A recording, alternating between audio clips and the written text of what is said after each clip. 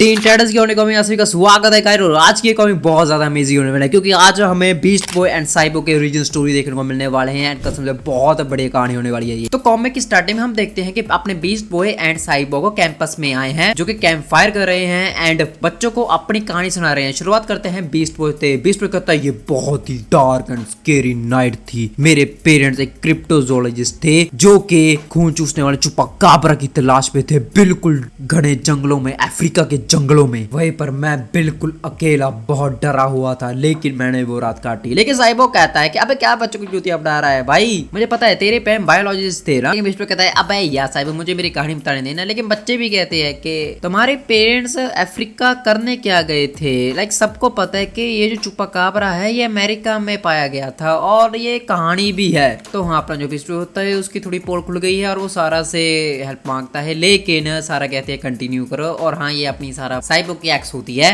तो बीस्ट पे अपनी कहानी कंटिन्यू करता है। वो कहता है बहुत गर्मी का रेगिस्तान था। एक मिनट, रेगिस्तान कहाँ पे आ गया ये? और मेरे घोड़े जो थे वो अचानक डरने लगे। मैं गुफा में गया और मुझे देखा एक डायनासोर दूसरे डिमेंशन का। उसने मुझे काट दिया और उसके काटने से मैं बना एक सुपर हीरो, एनिमल्स में ट्रांसफॉर्म होने वाला और ग्रीन। फिर साहब कहते हैं अबे साले क्या बात कर रहा है, तू एक ग्रीन मंकी के द्वारा काटा गया था और जो तू बहुत बीमार पड़ गया था और तुम्हारे पेरेंट्स ने तुम्हारा इलाज कराया, फिर उससे तुम्हें सुपर पावर्स मिली। और बच्चे कहते हैं कि यार मैं कंफ्यूज हो चुका हूँ। ऐसा लगता है कि बीस्ट बॉय को कोई साकुटिया नाम का एनिमल था जिसे ये वायरस था, जिसे उसे काट दिया और बीस्ट बॉय को उससे पावर मिली। और हाँ, ये बात बिल्कुल सच है, साकुटिया नाम का वायरस था और उसी वायरस वाले मंकी ने अपने बीस्ट बॉय को काटा, जिससे बीस्ट बॉय की तबीयत बहुत ज्यादा खराब हो गई। और जैसे ही उसके पेरेंट्स उस वायरस का एंटीडोट ढूंढ रहे थे, उनको मजबूरन अपने बच्चे में वो एंटीडोट इंजेक्ट करना पड़ा, जिससे बीस्ट बॉय ठीक तो हो गया, लेकिन उसे शेप शिफ्टर एंड ग्रीन रहने की पावर मिली। तो साहिब कहता है कि यार मैंने यही कहा था, लेकिन तुम मेरी सुनते कहाँ हो। फिर अब सारा कहती है कि ओके अब तुम्हारे पेरेंट्स कहाँ हैं बीस्ट बॉय? तो बीस्ट बॉय कहता है कि वेल वो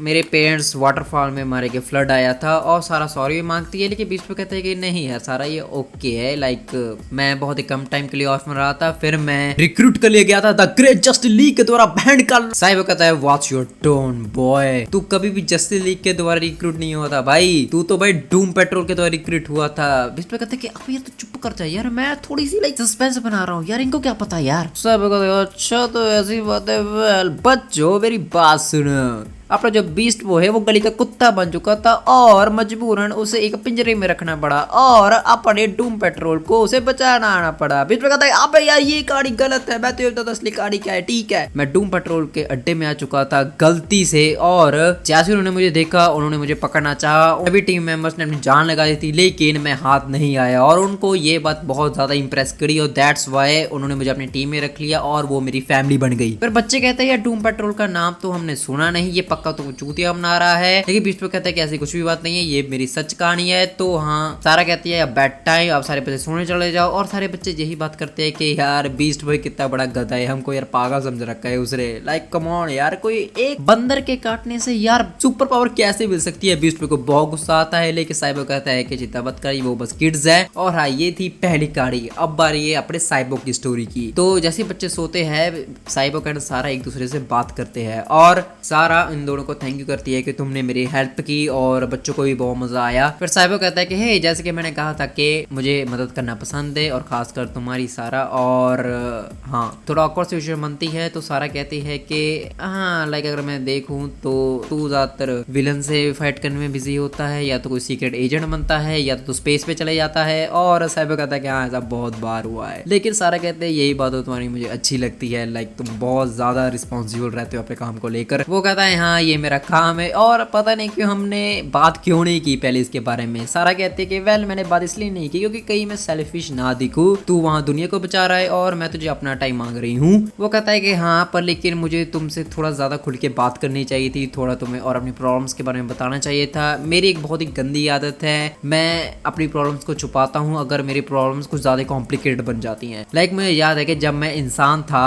तब मैं हर एक रेस जीता था, मैं हर कॉम्पिटिशन को स्ले कर देता लेता था और मुझे बहुत मजा आता था, लेकिन मेरा हो गया एक्सीडेंट जिसके कारण मैं इंजर्ड हो गया। सारा कहती है कि तू अपने एक्सीडेंट के बारे में बात कर रहा है ना, लेकिन ये जो चीज तुम्हारे साथ हुई है यही चीज तुम्हें स्ट्रॉन्ग बनाती है। बच्चे तुम्हें देख के और इंस्पायर होते हैं क्योंकि वो भी डिसेबल है। लेकिन साइबो कहता है ये हमेशा ताकतवर या अच्छाई के लिए नहीं था। एक वक्त था जब मैं बहुत ज्यादा कमजोर था, जब मैं आंख भी नहीं खोल पा रहा था अपनी। फिर मेरे पेरेंट्स ने सोचा मेरी लाइफ बचाने का। शायद मैं काफी बुरा सन था। सारा कहते कि मुझे पता है तुम्हारे पेरेंट्स साइंटिस्ट थे जैसे कि बीस्ट बॉय के थे, लेकिन साइबो कहता है कि हाँ तुम सही हो, वो बहुत एक्सपर्ट बायोमैकेनिक्स थे, उनके पास हाईटेक टेक्नोलॉजी थी और इसके कारण उन्होंने मेरा ये हाल कर दिया। मैंने बहुत लड़ा, कसम से मैं उनको बहुत ज्यादा हेट करता था क्योंकि मैं अब आम इंसान नहीं रहा। फिर मैं उनसे दूर चला गया, सैकड़ों दूर, जहाँ पे मेरे पैर मुझे लेकर जाए। हालांकि लोगों ने मुझे कभी भी उस नजर से देखा नहीं जैसे पहले देखते थे। कंडीशन अलावा मुझसे कोई भी नहीं करने वाला था, लेकिन मुझे मिले टाइटन्स और उनसे मेरी फैमिली बनी। और हाँ, मैं तुमसे सॉरी मांगना चाहता हूँ कि मैं इतना ज़्यादा लेम एक्ट कर रहा हूँ, लेकिन फिर मैं मिला तुमसे।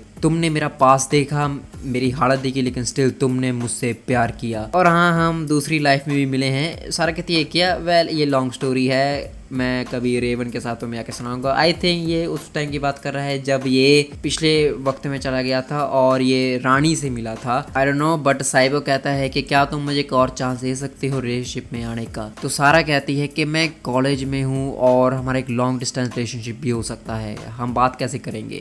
साइबो कहते क्या तो इसकी चिंता मत करो यार, मैं खुद चलता फिरता कॉल सेंटर, तुम मुझे कभी भी कॉल कर सकते हो, हमेशा टच में रहेंगे। तो सारा कहती है ठीक है। और जी हाँ भाई लोगों, अपने साइबो ने दोबारा अपनी सारा का दिल जीत लिया है। और पीछे बीच पर कहता है कि और इससे ये कहानी होती है खत्म। अपने साइबो के सारा पेड़ के पीछे किसिंग वाला गेम खेलेंगे, लेकिन बच्चों ये तुम्हारे लिए नहीं है। और फिर साइबो कहते हैं अबे तो कितने टाइम का था। पर हाँ, यही थी मेरी आज की वीडियो। मैं आशा करता हूँ कि आप लोग को आज की ये वीडियो पसंद आई होगी। और ऑनेस्टली बताऊँ यार, मुझे ये कॉमिक बहुत अच्छी लगी और मुझे वीडियो बनाने में भी बहुत मजा आया। उम्मीद करता हूँ आप सबको देखने में मजा आया होगा और मैं मिलता हूँ तुम सबको नेक्स्ट वीडियो में। Good bye.